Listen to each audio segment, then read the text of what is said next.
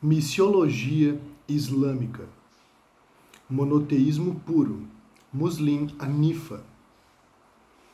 A descendência de Abraão através de Ismael culminou com a religião islâmica, que anuncia sua missão através do monoteísmo puro de Abraão. Ou seja, são os muçulmanos, Muslim Hanifa. Porém, Deus disse a Abraão: em Isaque será chamada a tua descendência, mas também do filho Ismael, desta serva, Agar, farei uma nação, porquanto é tua descendência, descendência de Abraão. Gênesis 21, 12, 13. Disse-lhe também o anjo do Senhor para Agar: eis que concebeste e darás à luz a um filho, e chamarás o seu nome Ismael, porquanto o Senhor ouviu a tua aflição. Gênesis 16, 11. E ouviu Deus a voz do menino Ismael, e bradou o anjo de Deus a Agar desde os céus, e disse-lhe: que tens, Agar? Não temas, porque Deus ouviu a voz do menino desde o lugar onde está. Ergue-te, levanta o menino e pega-lhe pela mão, porque dele farei uma grande nação. E abriu-lhe Deus os olhos e viu um poço de água. E foi encher o odre com a água e deu de beber ao menino. E era Deus com o menino, que cresceu e habitou no deserto e foi flecheiro. Gênesis 21, 17 a 20. A religião islâmica não é uma religião sacerdotal como o judaísmo. Quem recebeu a mais nobre missão certamente foi o profeta Maomé. Maomé foi o derradeiro, o último profeta. Todos os grandes profetas bíblicos confirmaram a missão profética de Maomé. A missão profética do Islã é levar o monoteísmo puro para o mundo inteiro, sem distinção e barreiras. Ser muçulmano, Muslim Hanifa, significa ser monoteísta puro e confessar que Alá é um e não tem sócios. Não há divindade além de Alá. E Maomé é o mensageiro de Alá. Este assunto é consenso entre os sábios muçulmanos e foi citado pelo dito do profeta, Sa'as, autenticado por Al-Bukhari em seu Sahih e transmitido por Al-Bara ibn Azib. Quando o muçulmano for interrogado em seu túmulo, testemunhará que La ilaha illallah, não há divindade além de Alá, e que Muhammad Rasulullah, Maomé, é o profeta de Alá.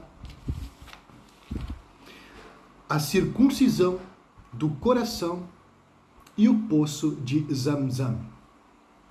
Maomé ainda era criança quando o anjo Gabriel circuncidou seu coração, tirou a parte que era de Satanás e lavou com a água do poço de Zamzam em Meca. Quando tinha 4 ou 5 anos de idade e brincava nesse deserto com os seus jovens amigos, o anjo Gabriel apareceu, removeu o coração de Maomé e extraiu dele uma parte, referindo-se a ela como uma parte de Satanás. O anjo Gabriel lavou o coração com a água de Zamzam e o devolveu ao seu lugar. Sahih Muslim, século 7. Quando Maomé era criança, a parte de Satanás foi removida do seu coração e, posteriormente, quando era já adulto e estava em tempo de empreender a construção da nação muçulmana, o coração de Maomé foi purificado e preenchido com fé pura. Embora fosse perigoso e arriscasse um ataque pelos pagãos de Meca, o profeta Maomé com frequência passava a noite em oração na mesquita em Meca. Nessa noite particular, ele estava deitado próximo à Kaaba, o cubo negro no meio da mesquita, em um estado de sonolência. um anjo veio e abriu seu peito da garganta até abaixo do estômago. O anjo removeu o coração do profeta Maomé e colocou em um vaso de ouro cheio de fé. O coração foi purificado, preenchido com fé e devolvido ao seu lugar. Sahih al-Bukhari, século VII. O conforto do Alcorão. O profeta Maomé foi um jovem órfão criado por seu tio Abu Talib. Em um mesmo ano, o profeta Maomé sofreu duas perdas muito significativas com a morte do seu tio Abu Talib e 2 meses depois, sua amada esposa Khadija. Este ano ficou conhecido como o Ano da Tristeza. Aproximadamente 10 anos após o profeta Maomé receber as primeiras revelações do Alcorão, ele sofreu 2 grandes perdas. Uma foi a morte do seu tio Abu Talib, o homem que o havia apoiado e amado desde a época em que ainda era um jovem órfão. E apenas 2 meses depois, a amada esposa de Maomé, Khadija, morreu. Este ano ficou conhecido como o Ano da Tristeza. Sahih, século VII. Porém, as dores, tristezas e dificuldades da vida são um teste de fé que sempre é seguido por um alívio.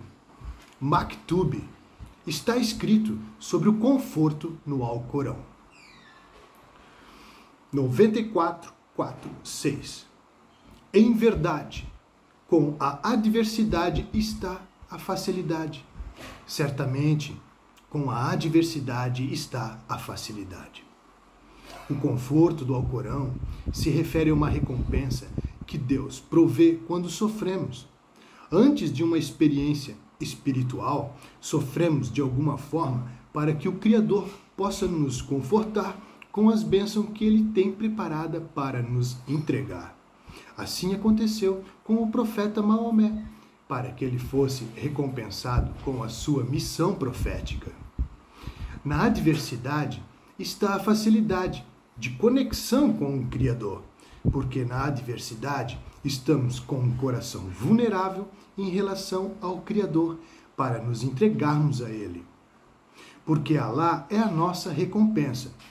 Não há nada mais belo e mais valioso do que receber uma missão profética. E assim aconteceu com o profeta Maomé. Ele recebeu a missão de transmitir o monoteísmo puro, Muslim Hanifa, e a adoração verdadeira ao único Deus, Alá. A missão do profeta Maomé era guiar toda a humanidade para a adoração do Deus único. Assim, cada aspecto da sua vida formou parte de um plano de Deus para prepará-lo para essa grande responsabilidade. Sahih al-Bukhari, século VII. Os judeus se referem a Yitzhak como o filho da promessa, que nasceu de Abraão com Sara. Porém, o filho primogênito de Abraão com Agar, a serva egípcia, é Ismael. A primogenitura pertence a Ismael. Juntos, Abraham e Ismael construíram a Kaaba, a construção do cubo negro. Pelo menos uma vez na vida, todo muçulmano deve peregrinar a Meca e realizar o vórtex ao redor da Kaaba. A casa bem frequentada. E quando Abraham e Ismael levantaram os alicerces da casa, exclamaram: Ó Senhor nosso, aceita-a de nós, pois tu és oniovinte e sapientíssimo. Alcorão 2:127, século VII. Todos os anos, no período de peregrinação, mais de 2 milhões de muçulmanos de todo o mundo se reúnem em Meca para seguir os passos do profeta Abraão e realizar o ritual de circundar a Kaaba. O mistério da Kaaba é relativo ao 7º céu. O profeta Maomé conheceu a casa muito bem frequentada, Al-Bait al-Mamor. Todos os dias 70.000 anjos frequentam Al-Bait al-Mamor para adorar o único Deus no sétimo céu. No Islã, o sétimo céu é onde o profeta Maomé encontrou o profeta Abraão. Deus jura por essa casa, representada pela Caaba no Alcorão, pelo templo frequentado Bait al-Mamor, Alcorão 52:4. Através de seu filho Ismael, Abraham é o pai dos árabes e ancestral do profeta Maomé. É um ancestral do povo que se tornou os filhos de Israel, seguidores do profeta Moisés, através de seu filho Isaque. Nas tradições judaicas, Abraão é chamado de pai dos judeus. Entretanto, o Islã rejeita essa ideia, porque o Alcorão afirma claramente que ele não era judeu ou cristão, mas um crente no monoteísmo puro, crença no único Deus. Muslim Hanifa. Ó povo do livro, se referindo aos seguidores de Moisés, os judeus. Ó povo do livro, por que discutis acerca de Abraão, se a Torá, o Pentateuco, e o Evangelho não foram revelados, senão depois dele? Por que discutis, então, sobre coisas das quais não tendes conhecimento algum?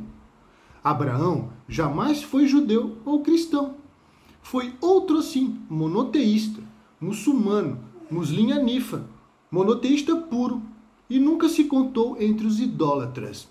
Alcorão 3:65-67, século 7. A viagem noturna e a ascensão do profeta Maomé iniciou na Mesquita Sagrada em Meca e dirigiu-se à Mesquita Al-Aqsa em Jerusalém, Jerusalém. A viagem noturna e a ascensão do profeta Maomé. O profeta Maomé estava orando na mesquita em Meca e foi-lhe apresentado pelo anjo Gabriel um animal branco chamado Al-Burak. Ele era menor do que um cavalo e maior do que um jumento. Uma passada de Al-Burak alcançava a medida onde os olhos podiam ver, e o pulo de Al-Burak atingia uma vasta distância. E juntos foram Maomé com Al-Burak, montado em Al-Burak, e o anjo Gabriel em uma viagem noturna de 1.200 quilômetros de Meca até Jerusalém. Chegando a Jerusalém, aos redores da mesquita Al-Aqsa, o anjo Gabriel lhe apresentou 2 xícaras, uma contendo vinho e a outra contendo leite. O profeta Maomé escolheu e bebeu o leite. O anjo Gabriel então disse a ele: agradeça a Alá, que o guiou para Sahih al-Hakim Fitra. Se tivesse escolhido o vinho, seus seguidores teriam se desviado. Sahih Bukhari, século 7. O profeta Maomé ascendeu ao nível mais baixo do paraíso a partir de uma rocha. Esta rocha pode ser encontrada dentro do domo da rocha, o símbolo mais famoso de Jerusalém. A missão profética de Maomé se inicia em sua ascensão. Os guardiões se alegraram ao ver se cumprir a missão do último grande profeta de Deus, porque nele sua missão profética será cumprida, e muitos entrarão no paraíso através da missão profética de Maomé. Cada profeta anterior profetizou para seu próprio povo, mas a missão do derradeiro profeta de Deus é para toda a humanidade. Juntos, Maomé e o anjo Gabriel chegaram ao portão do primeiro céu, onde o anjo Gabriel pediu permissão para entrar. Os guardiões perguntaram: quem é? Ao que o anjo Gabriel respondeu: sou eu, Gabriel. Os guardiões então perguntaram quem o acompanhava. Quando lhes foi dito que era Maomé, perguntaram se ele tinha recebido permissão para guiar toda a humanidade para a adoração do Deus único. O anjo Gabriel respondeu em afirmativa, E assim os anjos deram as boas-vindas ao profeta Maomé. Disseram que sua chegada era um prazer e abriram-lhe os portões. Muslim, século VII.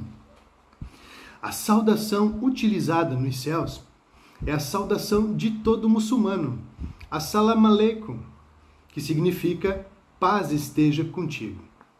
No primeiro céu, Maomé viu Adão, o pai de toda a humanidade. Adão chamou Maomé de filho puro, o profeta puro. No segundo céu, o anjo Gabriel pediu permissão para os guardiões. Quando souberam que Maomé acompanhava o anjo Gabriel, lhe deram as boas-vindas. Lá o profeta Maomé viu os dois primos, o profeta João Batista, Yohanan Amatbil, João o Imersor, e o profeta Jesus, Yeshua HaMashiach. O profeta Maomé trocou saudações com eles. O profeta Maomé e o anjo Gabriel ascenderam então ao terceiro céu e trocaram saudações com os guardiões que reconheceram a missão profética de Maomé. Lá, o profeta Maomé viu José, Yosef Atzadik, José do Egito, José o Justo, e o descreveu como uma personificação da metade de toda a beleza. No quarto céu, o profeta Maomé encontrou o profeta Idris, a quem Deus descreveu no Alcorão 19:57 como sendo elevado a um nível muito alto. No quinto céu, ele encontrou o profeta Arão, Aharon, irmão de Moisés, Moshe. Todos os profetas expressaram sua fé na missão profética de Maomé. No sexto céu, o profeta Moisés expressou sua fé na missão profética de Maomé e Moisés começou a chorar e disse: um homem, Maomé, veio depois de mim e mais seguidores dele do que meus entrarão no paraíso. E no sétimo céu, seguindo os passos de Avraham Avinu, nosso pai Abraão, o pai da fé, o profeta Maomé teve a experiência da casa bem frequentada, Al-Bait al-Mamur. Esta casa é relativa ao equivalente celestial, representada pela Caaba em Meca. Então, o profeta Maomé se dirigiu para a fronteira suprema, Sidrat al-Muntaha, uma árvore de lótus. Junto a Sidrat al-Muntaha, limite da árvore de lótus, junto ao paraíso. Alcorão 53, 14, 15, século VII. Além desse ponto, deixamos os céus e entramos na região da verdadeira vida. Neste lugar está o paraíso e o trono de Deus. Entretanto, o profeta Maomé não viu a Deus com os seus olhos. Como nos conta o Alcorão, os olhares não podem percebê-lo. Alcorão 6, 103. Um dos companheiros perguntou para o profeta Maomé diretamente se ele teria visto Deus, Alá, ao que ele respondeu: Alá é velado pela luz e eu não pude vê-lo. Sahih Muslim, século VII. O profeta Maomé foi sincero e declarou que não pôde ver a Deus. Todavia, Alá determinou 5 orações diárias para conectar os seguidores do Islã com Deus. Estas 5 orações são chamadas de Salá e significa conexão com Deus. Observai as orações, especialmente as intermediárias, e consagrai-vos fervorosamente a Deus. Alcorão 2:238. Todos os muçulmanos devem, pelo menos uma vez na vida, peregrinar em Meca e circundar a Caaba, porque a Caaba foi criada por Ismael e Avraham para os seguidores do Islã. La ilaha illallah, Muhammad Rasulullah. Alá é um e isento de sócios. Maomé é mensageiro de Alá e o derradeiro profeta. A missão islâmica é levar Muslim Hanifa, o monoteísmo puro de Abraão e Ismael, para toda a humanidade. O islamismo é o melhor exemplo de uma religião missionária. inspiração e revelação escritural. Deus se refere a Jerusalém no Alcorão como a vizinhança que abençoamos, Al-Bukhari, século 7. Porém, o Alcorão não é como a Torá, o Pentateuco, ou ainda o Tanar, o Antigo Testamento, ou os Ketuvim Netzarim, equivalente ao Novo Testamento, os escritos nazarenos. O Alcorão não foi compilado por muitos autores, visto ser o autor do Alcorão o próprio anjo Gabriel, quem ditava as palavras para Maomé e, semelhantemente, Maomé recitava as palavras que ouvia do anjo Gabriel e seus amigos escreviam conforme era pronunciado por Maomé. Quanto ao Alcorão, ele foi revelado ao profeta Maomé em um período de 23 anos. Foi revelado diretamente a ele através do anjo Gabriel. Ele recebia a mensagem e depois a transmitia aos seus seguidores. Portanto, o Alcorão é muito diferente da Bíblia. Não existem contribuições humanas no Alcorão. É apenas a revelação de Deus. Em outras palavras, você não encontrará histórias sobre o profeta escrita por seus companheiros no Alcorão. De fato, você não encontrará no Alcorão nenhum dos discursos do profeta, fora o que ele afirmou ser a revelação do Alcorão. As palavras do profeta foram mantidas completamente separadas do Alcorão. O apóstolo Paulo, ou emissário Paulo, Shaul HaShaliach, declarou que recebeu o Evangelho pela revelação de Jesus Cristo. Para contrastar, é perceptível que o apóstolo Paulo também declarou 5 séculos antes do Alcorão ser compilado que um anjo traria outra escritura sagrada e esta escritura seria anunciada por um anjo. Mais ainda, que nós mesmos, ou um anjo do céu, vos anuncie outro evangelho, além do que já vos tenho anunciado, seja anátema. Assim como já vos dissemos, agora de novo também vos digo, se alguém vos anunciar outro evangelho, além do que já recebeste, seja anátema. Por que persuado eu agora a homens ou a Deus? Ou procuro agradar a homens? Se estivesse ainda agradando aos homens, não seria servo de Cristo. Mas faço-vos saber, irmãos, que o evangelho que por mim foi anunciado não é segundo os homens. Gálatas 1, 8 ao 11.